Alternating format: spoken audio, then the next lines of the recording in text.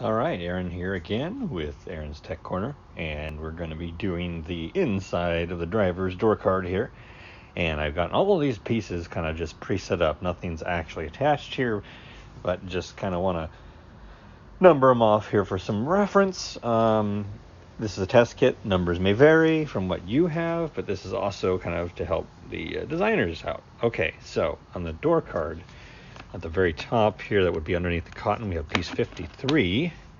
And kind of this middle section here where the door handle is, that is 47. Over here on the left middle side, we have 49.